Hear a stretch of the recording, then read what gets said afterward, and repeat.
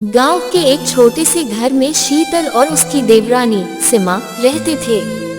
शीतल जेठानी थी और सीमा, जो हाल ही में अपने पति के साथ ससुराल आई थी, बहुत सी नई चीजों को समझने की कोशिश कर रही थी।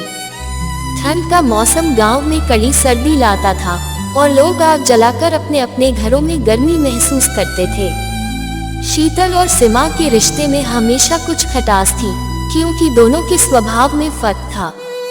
एक दिन सर्दी में शीतल ने सीमा को अपने घर बुलाया ताकि दोनों साथ बैठकर चाय पी सके और बातचीत कर सके। हालांकि शीतल जानती थी कि सीमा को अभी भी घर के कामों को लेकर परेशानी होती है, लेकिन उसने सोचा कि शायद ये समय अच्छा हो सकता है जहां वे दोनों एक दूसरे को समझ सके। जब सीमा शीतल के घर आई, शीतल ने उसे बैठने के लिए कहा और खुद चाय बनाने चली गई। सर्दी के मौसम में चाय का स्वाद ही अलग होता है और शीतल चाहती थी कि दोनों थोड़ी देर के लिए शांति से बैठकर बात करें। तुम कैसे हो सीमा? शीतल ने चाय सर्व करते हुए पूछा। ठीक हूँ बहन, सीमा ने हल्के से मुस्कुराते हुए जवाब दिया। चाय पीते हुए शीतल ने बातचीत की शुरुआत की। तुमसे एक बात पूछना चाहती हूँ सीमा। राजीव और तुम घर के कामों को कैसे संभालते हो? तुम्हें क्या लगता है कि घर की साफ सफाई, खाना बनाना आदि कामों को लेकर तुम्हारी कोई जिम्मेदारी नहीं होनी चाहिए?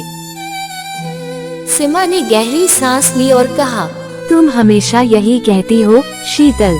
मुझे घर के कामों में बहुत घुटन होती है। तुम्हारी तरह हर समय घर के काम में लगी रहना मुझे नहीं भाता। मुझे तो अपना समय अपने तरीके से बिताना चाहिए। शीतल को ये सुनकर थोड़ा गुस्सा आया, लेकिन उसने खुद को संयमित रखा और कहा, तुम्हारी यह सोच ठीक नहीं है सीमा। घर की जिम्मेदारी हम सभी की होती है। सिर्फ राजीव ही कमाता है, तो क्या तुम भी अपने हिस्से का काम नहीं कर सकती? सीमा का चेहरा तमतमाया हुआ था।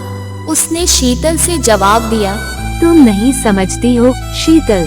हर किसी का अपना तरीका होता है और मैं खुद को उस तरीके से जीने देना चाहती हूँ। अब ये बातचीत बहस में बदल चुकी थी। शीतल ने अपनी आवाज ऊंची की और कहा, तुम हमेशा खुद को सही समझती हो, लेकिन घर को ठीक से चलाना कोई मजाक नहीं है।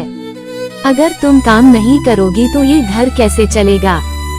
सीमा ने भी गुस्से में आकर कहा, तुम खुद को सबसे अच्छा क्यों समझती हो? क्या तुमसे कोई बेहतर नहीं हो सकता? ये सुनकर शीतल ने बिना सोचे समझे कहा, तुम तो कभी काम की कदर ही नहीं करती सीमा। तुम्हें यही लगता है कि सिर्फ बाहर जाना और मौज मस्ती करना ही जीवन है। सीमा का गुस्सा अब और बढ़ चुका था।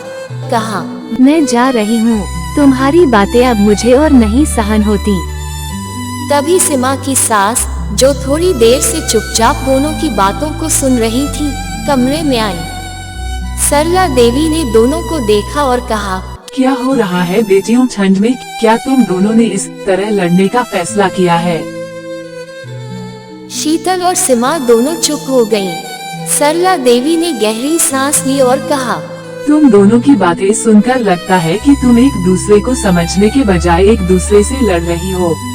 क्या तुमने कभी सोचा है कि रिश्तों में छोटे छोटे मतभेद भी परिवार के माहौल को खराब कर सकते हैं? सीमा ने सिर झुकाकर कहा, माँ, मुझे समझ नहीं आता कि शीतल मुझे हमेशा अपने तरीके से चलने के लिए क्यों कहती है। मुझे अपनी स्वतंत्रता चाहिए। शीतल ने भी गहरी सांस ली और कहा, मैं सिर्फ तुम्हारी भलाई के लिए कहती हूँ सीमा। मैं जानती हूँ कि घर के कामों में कोई मजा नहीं होता, लेकिन ये हमारी जिम्मेदारी भी है। सरला देवी ने मुस्कुराते हुए कहा, तुम दोनों एक दूसरे को समझने की कोशिश करो। ये जो छोटी छोटी बातें हैं, वे समय के साथ बढ़ सकती हैं और परिवार में तनाव पैदा कर सकती हैं। सरला देवी ने फिर दोनों को समझाया, सीमा, तुम शीतल की बातों को समझने की कोशिश करो। वह चाहती है कि घर सही तरीके से चले और तुम्हारी मदद से ये सब बेहतर हो सकता है। और शीतल, तुम भी सीमा को थोड़ा समय और स्पेस दो। उसे अपनी इच्छाओं के अनुसार जीने का अधिकार है। सरला देवी की बातों ने दोनों बहनों को बहुत कुछ सोचने पर मजबूर किया। शीतल ने धीरे से सीमा से कहा, सीमा, मुझे खेद है अगर मैंने तुम्हें परेशान किया हो। मैं सिर्फ तुम्हारी भलाई के लिए कह रही थी। घर की व्यवस्था के लिए हमें थोड़ा सहयोग करना होगा।